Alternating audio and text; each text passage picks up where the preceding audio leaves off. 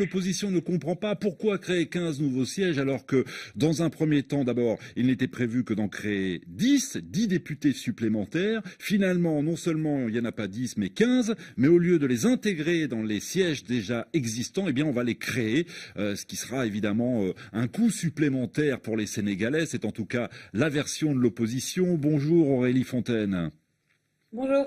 Vous êtes l'une des correspondantes d'RFI à Dakar. Les Sénégalais de l'étranger auront donc à partir de juillet prochain des députés qui les représenteront, députés qui seront élus lors des prochaines élections législatives. Comment expliquer ce quiproquo concernant le nombre de députés créés ?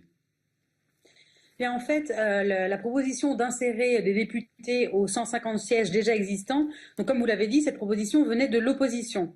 Alors l'opposition ne voulait pas que des députés soient ajoutés aux 150 déjà existants, mais qu'ils soient en effet pris en compte parmi les députés déjà en poste.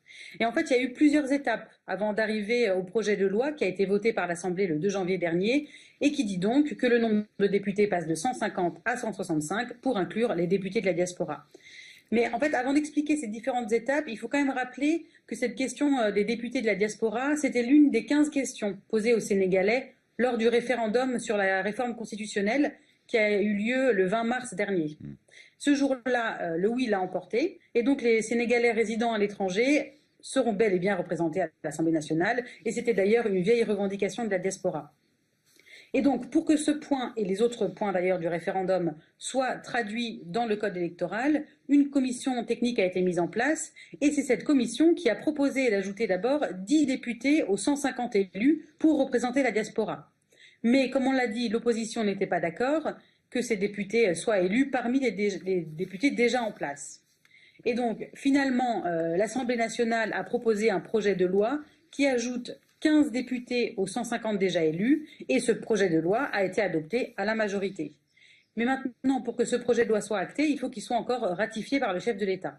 Et ce vote, comme vous l'avez dit, fait polémique aujourd'hui, pas seulement entre l'opposition et la majorité, mais aussi entre l'opposition et la majorité, mais aussi au sein même de la majorité. Donc on attend encore la ratification de ce projet de loi par le président Macky Sall. Vous avez une autre question, Ibrahima ?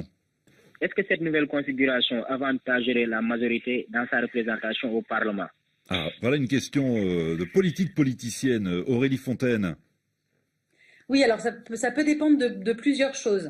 Alors d'abord, si on regarde le taux de participation des Sénégalais résidant à l'étranger au vote du référendum de l'année dernière, de mars 2016, sur les 205 000 électeurs de la diaspora qui étaient inscrits pour le référendum, le taux de participation était de 19,20%, donc ce qui est pas énorme.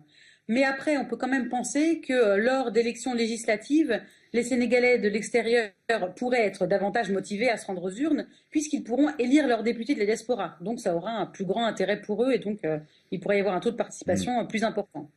Ensuite, deuxième point, il est aussi intéressant de regarder quel est le mode d'élection des députés de la diaspora.